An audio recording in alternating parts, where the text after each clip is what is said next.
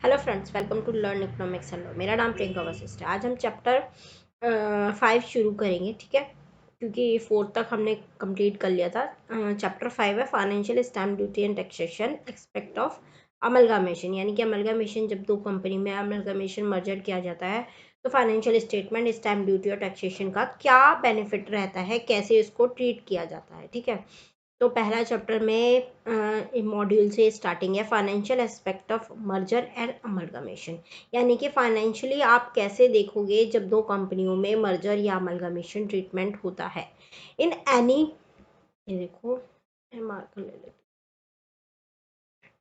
In any merger amalgamation financial expect of transaction are prime important. यानी कि देखिए, कोई भी आप अमलगमेशन करते हैं, मर्जर करते हैं, बेनिफिट फाइनेंशियल बेनिफिट के लिए ही तो करते हैं, या फिर अपने बिजनेस को एक्सपेंड करने के लिए, बढ़ाने के लिए आप उसको अमलगमेशन करते हो, मर्जर करते हो, ठीक है।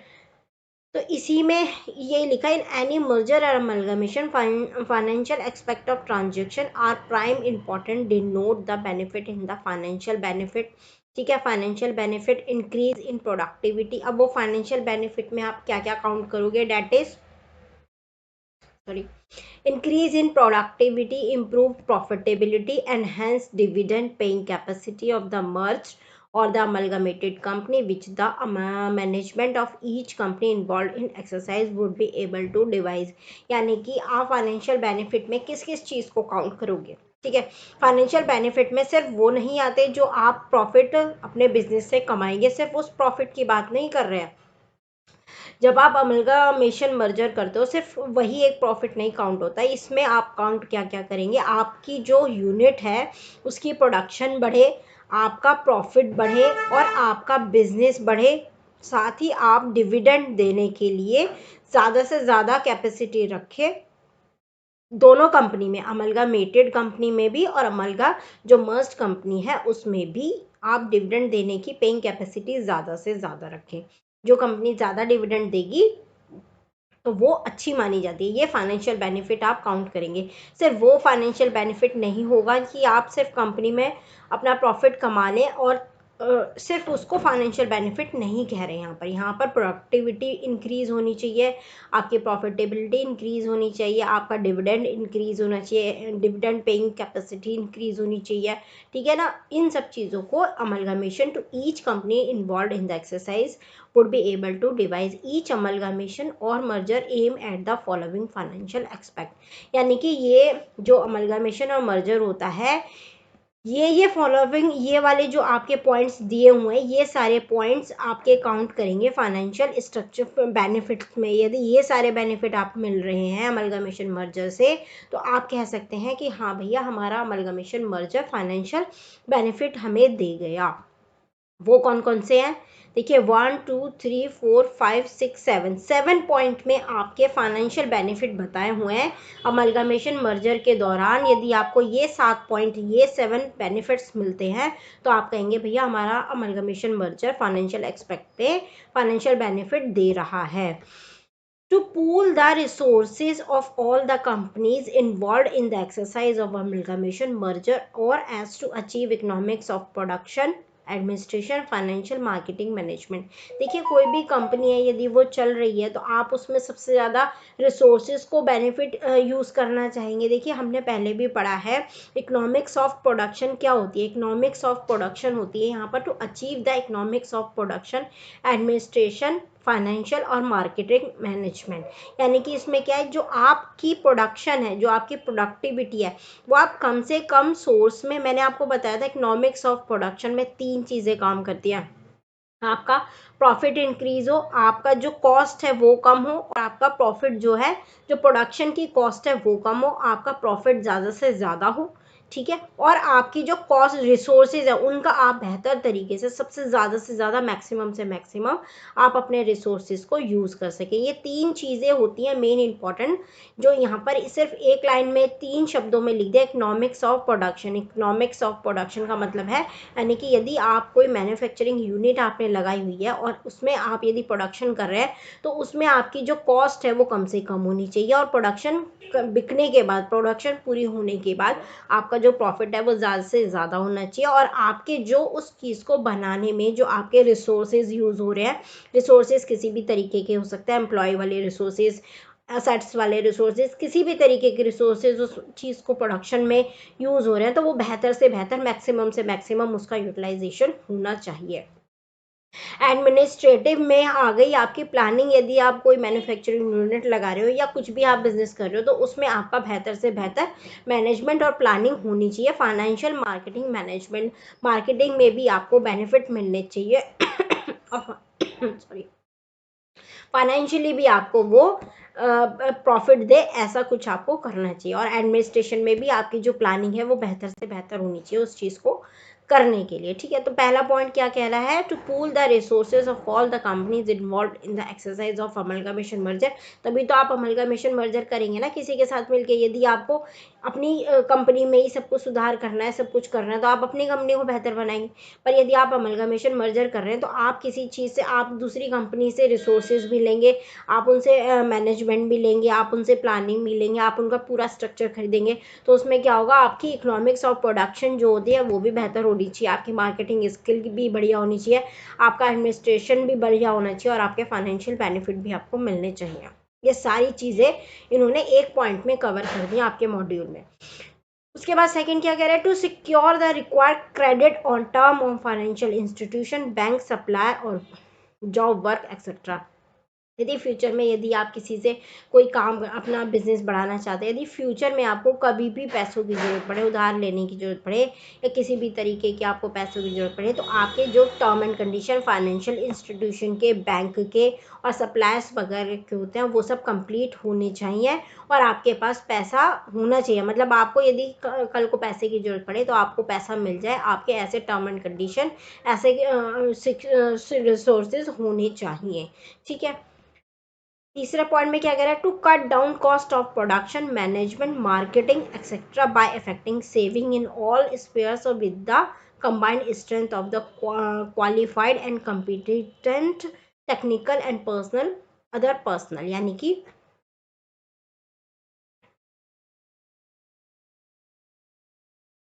ठीक है, यानी कि इसमें क्या कह रहे हैं कि आपकी जो प्रोडक्शन आप कर रहे हैं, ये पहले वाले पॉइंट की ही इन्होंने यहाँ पर पहले पॉइंट में तो इकोनॉमिक्स ऑफ प्रोडक्शन लिख के दे दिया।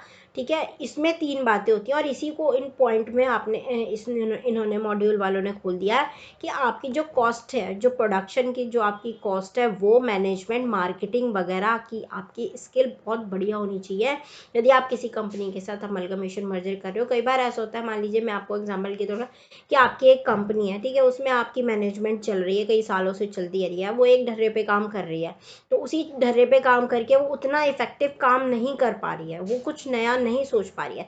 आपने क्या करा, उठा के अमलगमेशन मर्जर कर लिया, तो क्या हुआ, दूसरी जो कंपनी है, उसकी स्कीम, उसके एम्प्लॉयज़, उनकी जो काम करने के तरीके हैं, उनसे आप कुछ सीखेंगे और अपने आप को बेहतर बनाएंगे, जिससे क्या होगा, आपकी जो कॉस्ट ऑफ प्रोडक्शन है वो कम होगी, आपकी मैनेजमेंट स्किल बढ़िया होंगे, आपके मार्केटिंग के तरीके सुधरेंगे, और affecting savings in all the spares with the combined strength of qualified and competent technical और अदर पर्सनल। यानी कि जब दो, वो कहते हैं ना कि जब एक व्यक्ति है, मान लीजिए मैं हूँ, मुझे कोई काम आपने सौंपा है, या मेरे पास कोई काम है कि हाँ भैया मुझे काम करना है, मैं अपने दिमाग से काम करूँगी तो उतना बेहतर शायद नहीं कर पाऊँगी।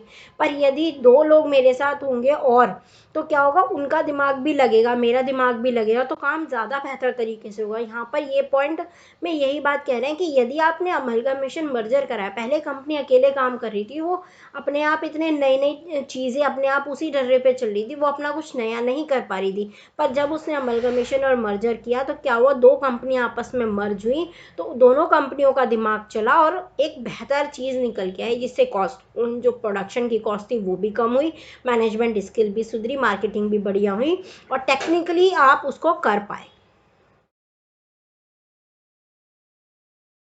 ठीक है, तो आपने क्या करा, वो कहते हैं ना कि कुछ बच्चे कहते हैं कि हम भाई स्टडी करेंगे, अकेले करेंगे तो हमें नींद आ जाएगी, हम पे होगी नहीं, साथ में करेंगे। ग्रुप डिस्कशन क्यों होते हैं, ग्रुप डिस्कशन क्यों होते हैं, इसलिए होते हैं जिससे क्या होगा, आपके पास जो ज्ञान है, आपके पास जो नॉलेज है, जिस तरीके से आप किसी काम को कर रहे हैं वो तो आप कर ही रहे हैं, उसमें नयापन या उसमें नई टेक्नोलॉजी कैसे आएगी, जब आप किसी के दूसरे के से उसकी बात सुनेंगे, उसका काम देखेंगे, तभी तो कुछ नहीं होगा। तो अमलगमेशन मर्जर में यही होता है कि जब आप किसी कंपनी के साथ अमलगमेशन मर्जर करते हो तो उसकी टेक्नोलॉजी, उसके एम्प्लॉयज़, उसके काम करने का तरीके को आप अपनाओगे और उससे आप बेहतर अपने आप को बनाओगे, और उनके टेक्निकल जो फील्ड है, उनकी जो योग्यता है, उनको भी आप साथ में मिला के कंबाइंड स्ट्रेंथ लिखा है ना यहाँ पर, तो कंबाइंड स्ट्रेंथ यानी कि साथ में मिलके आप उनका काम कर पाओगे, जिससे क्या होगा, आपका बिजनेस क्या होगा, बेहतर होगा, आपकी जो प्रोडक्शन है उसकी कॉस्ट कम होगी, मैनेजमेंट बढ़िया होगी, मार्केटिंग स्किल्स आपकी बढ़िया होगी।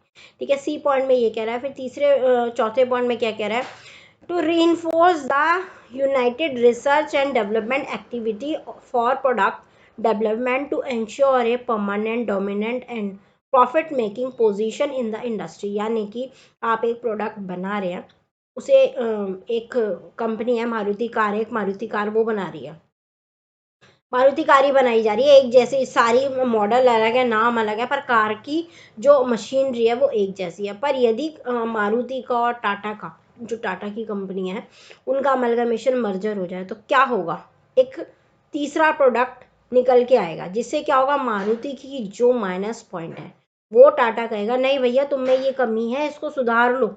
ठीक है ना, उससे क्या होगा, मारुति भी सोचेगा यार ये तो अच्छी बात है, हम ऐसे नहीं, इस काम को ऐसे करेंगे तो ज़्यादा बेहतर होगा। ठीक है, तो आप क्या करेंगे, प्रोडक्ट में रिसर्च करेंगे कि भैया टाटा क्यों इतना बेहतर है। ठीक है ना, तो आप अमलगमेशन मर्जर करेंगे उनके साथ, तो आप उनसे कुछ सीख पाएंगे। ठीक है, आप प्रोडक्ट की रिसर्च करेंगे, डेवलपमेंट एक्टिविटी करेंगे, प्रोडक्ट डेवलप होगा। ठीक है, एक परमानेंट, और जिससे क्या होगा, आपको प्रॉफिट भी मिलेगा। आपकी जब टाटा और मारुति दोनों मिलके एक साथ नाम जुड़ जाएगा और एक नया प्रोडक्ट निकलेगा, जिसमें आदमी ये सोचेगा यार मारुति की कारों में जो डिफेक्ट है वो अब नहीं होगा इसमें, क्योंकि इसके साथ टाटा जुड़ गया है, तो आपका प्रोडक्ट जो है वो ज़्यादा रिफाइन होगा और आपको कॉस्ट ज़्यादा मिलेगी। तो यही होता है प्रोडक्ट डेवलपमेंट, यानी कि आपने किसी की ये तो मैंने आपको एग्जांपल दिया है, आप अमलगमेशन मर्जर करते हो तो जो आप प्रोडक्ट मैन्युफैक्चर कर रहे हो उस पर ध्यान देते हो, दो कंपनी मिलती हैं, दोनों का ज्ञान मिलता है, जिससे क्या होता है, आपका प्रोडक्ट बेहतर बनता है।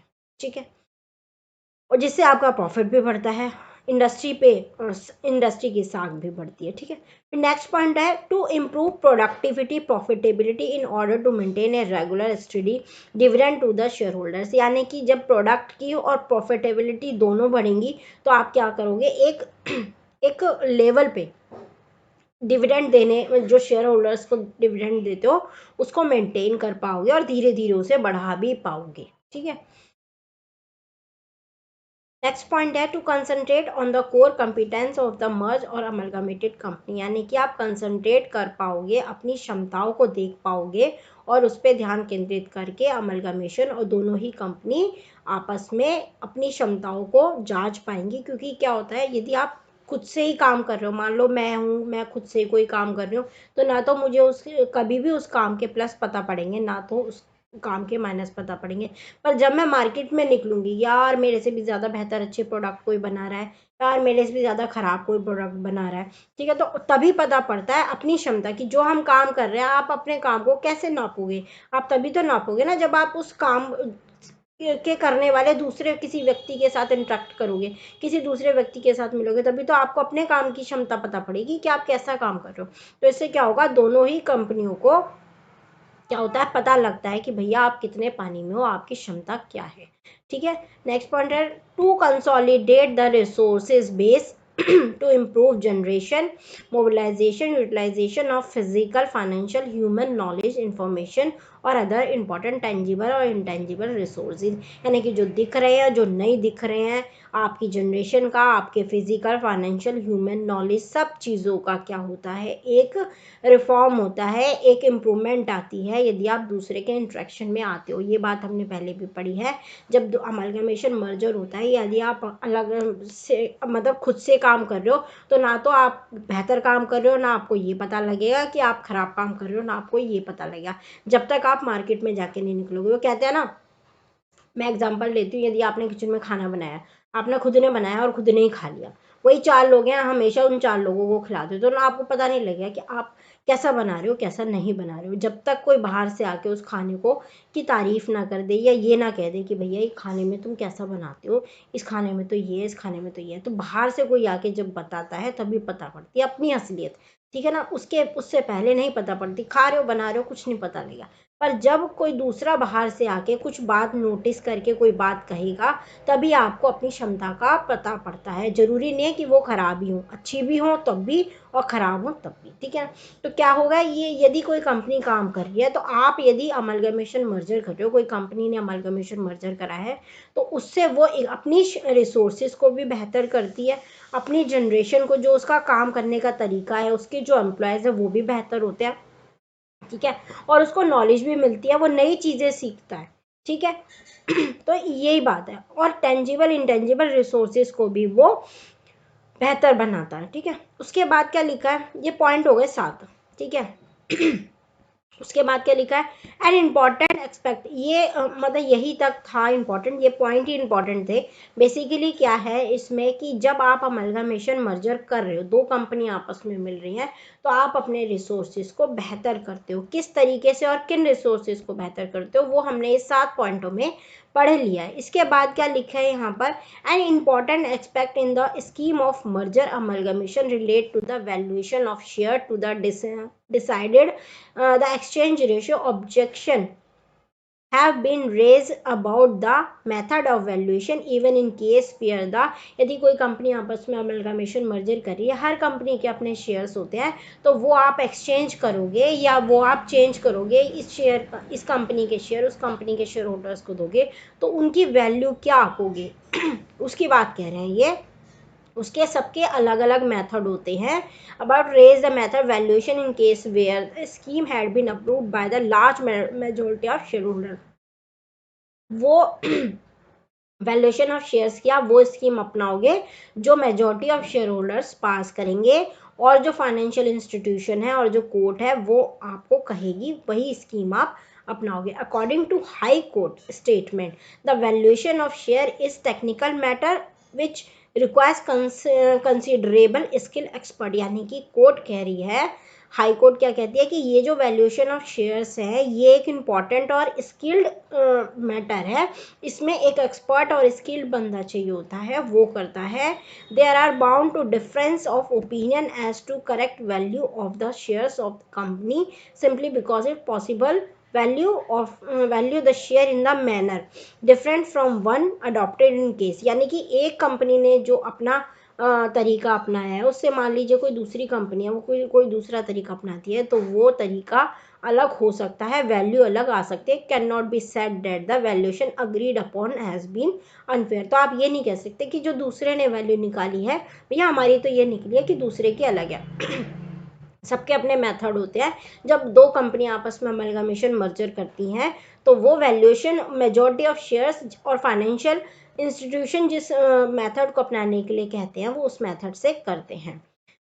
In the Hindustan Lever Limited case, Supreme Court held that it would not interfere with the valuation of share even more than 99% of the shareholders have approved the scheme and with the valuation having been pursued by the financial institution। यदि ये कह रहे हैं, case बता रहे हैं यहाँ पर हिंदुस्तान लीवर लिमिटेड केस में, हिंदुस्तान लीवर लिमिटेड केस में क्या हुआ था, कोई भी कोर्ट सुप्रीम कोर्ट इंटरफेयर नहीं करेगी यदि 99% of the share holders company ने उस स्कीम को, उस वैल्यूएशन ऑफ स्कीम को अप्रूव कर दिया है और फाइनेंशियल इंस्टीट्यूशन ने भी उसको परस्यू कर दिया है, तो आप कोई भी सुप्रीम कोर्ट उसको चैलेंज नहीं कर सकती, उसमें इंटरफेयर नहीं कर सकती।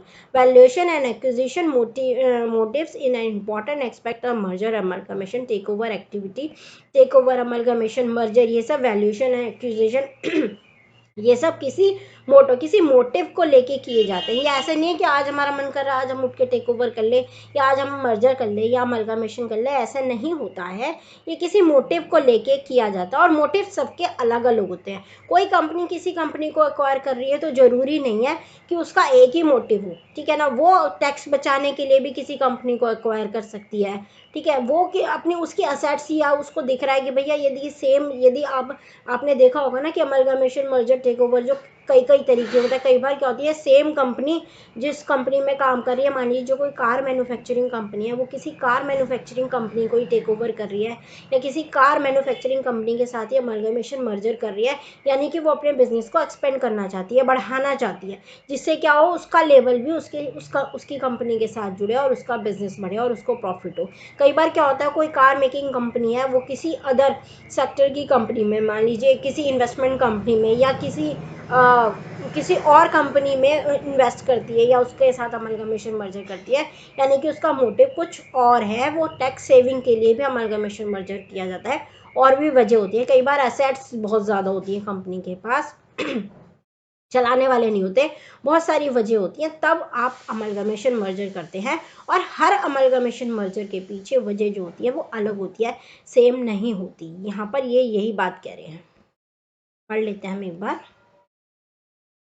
Valuation of business, however, depend to a great extent on the acquisition motive. The acquisition activity is usually guided by the strategic behavior motives. The strategic reason could be either purely financial, taxation, assets stripping, financial restructuring, involve an attempt to augment the resources base, the portfolio investment, business related, ठीक है, diversification, behavioral reason, or more to do with the personal ambition and objective of the top management. The expansion and diversification objective are achievable either by the building capacity on one own or by buying existing capacity. ये बात कह रहे हैं कि सबके अपने अपने, कोई अपने बिजनेस को बढ़ाने के लिए, कोई अपने बिजनेस को डाइवर्सिफिकेशन करने के लिए, किसी को इन्वेस्टमेंट, भैया कंपनी के पास पैसा ही बहुत है, इन्वेस्टमेंट ही करना है, सिर्फ पोर्टफोलियो इन्वेस्टमेंट के लिए ही आप किसी कंपनी के साथ अमलगामेशन करना चाहते हैं, ठीक है।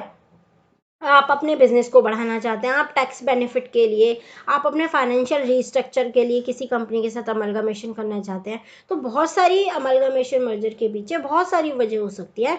और ज़रूरी नहीं है सिर्फ एक वजह हो, हर कंपनी की अपनी एक वजह होती है जिसकी वजह से वो किसी कंपनी के साथ मिलकर अमलगामेशन मर्जर को करते हैं, ठीक है। इस पूरे पैराग्राफ में सिर्फ यही बात कह रहे हैं, ठीक है। अलग अलग तरीका होता है, अलग अलग कैपेसिटी होती है, जिसके पास जितना कैश फ्लो होता है, जो जितना इन्वेस्ट करना चाहता है, वो उस हिसाब से अमलगामेशन मर्जर करता है, अपना फाइनेंशियल रीस्ट्रक्चर करता है, ठीक है।